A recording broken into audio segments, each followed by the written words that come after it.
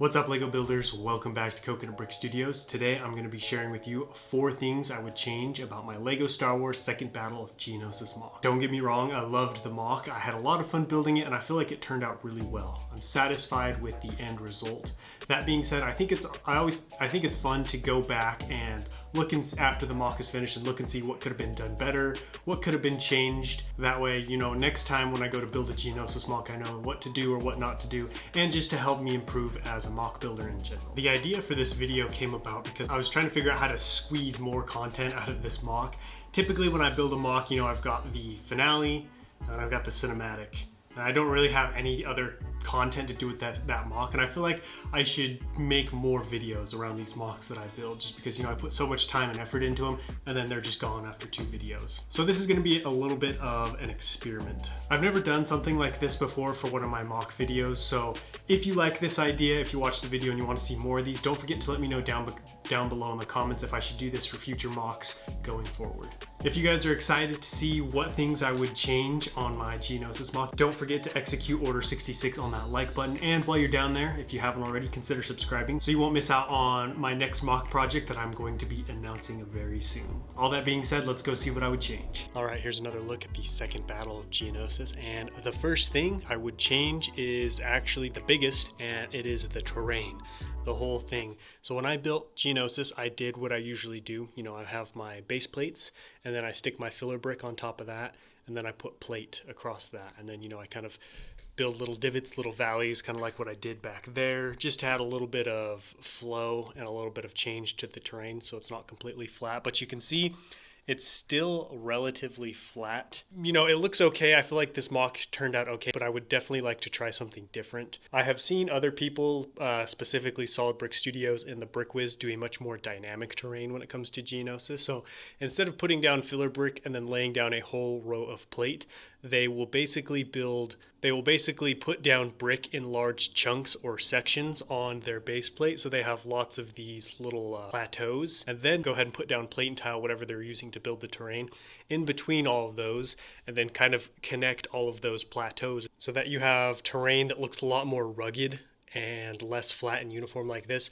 There are probably parts of Geonosis that are like this. In Attack of the Clones, it was very flat, but if you look at the Second Battle of Geonosis and other areas, there are also a lot more rocky, rugged areas. I would like to try out something like that and see how it looks, because this is typically how I do all my mocks, so I've never really tried something like that before. Alright, the second thing I would change on Geonosis is add more of these spires. I decided to put this in after I had filmed my final update, so none of you actually saw it until the finale, and I didn't realize how much it would change the look of the mock. Just this one single pillar, I put it in, and immediately, my head thought, oh, Geonosis. These things are so iconic and so recognizable. I feel like the planet of Geonosis has 2 very distinguishing factors. It's orange colored terrain and its spires. And I really only took advantage of one of those aspects. And so I feel like I hurt my mock a little bit by not putting more of these, just because it's so easy to create an awesome epic Geonosis mock just by adding, these iconic spires. I would have liked to have had a cluster, maybe like right here, 3, and then maybe a couple over here, and I would have liked to have made them a lot taller to about right here. And I think that would have given this mock so much more height and just made it feel a lot more like Geonosis. Alright, the third thing I would have changed actually doesn't have anything to do with the terrain, but the minifigures. This goes back to kind of what I was talking about with the iconic or distinguishing features of Geonosis. You've got those orange terrain, spires, and you can't forget the Geonosians themselves. I only had 6 Geonosians in the entire mock. That was all the Geonosians I have. I didn't have any more, but I would have liked to have included a lot more, especially the flying ones. I did have some on the ground. I have this guy running away. I have this zombified version charging Anakin Skywalker, and then I have that, dismembered one that's laying over here that he just took down. But I would have liked to have done more with what I did over here with the flying Geonosians, just because I felt like that's what made them so scary and so cool, is just you'd have packs of them swooping down, plucking up enemy troopers, destroying cannons, just wreaking havoc on the battlefield. And that's such a unique advantage to their species to be able to fly. I wish I would have included more of that in the mock, because this honestly was one of my favorite things to do out of this mock, just because I rarely ever have anything that flies in my mock, so to be able to have actual minifigures and creatures flying around would have been cool. Probably what I would have done is kept this like it is, and then probably over here, I actually would have had a pack of Geonosians kind of up in the air on, suspended on these trans-clear rods, just flying above the enemy troops and kind of harassing them, forcing them to keep their heads down, and drawing their attention away from the front ranks, allowing them to advance on the oncoming troops while, they're kind of trapping the clones kind of in a little bit of a pincher movement from up above and the front here. The fourth thing I would change about Geonosis is going to be on the backside over here.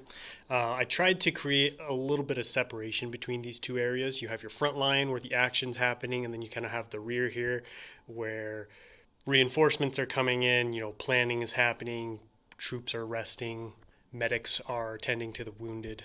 Just mostly just a section of the mock that was much slower paced, and I feel like I was able to capture that to a certain extent. But I think what I would have liked to include it is like a little triage section, maybe like right here, like a small canopy with an actual medic inside and some wounded clone troopers being tended to. This just would have added, another cool detail and really helped separate the mock. Just a little bit more of a story to tell. I was thinking about doing this originally, but the only medic I have is a Phase 2 clone trooper, so I didn't really have any Phase 1 clone trooper medics, unfortunately. So there you have it, 4 things I would change about my Geonosis mock.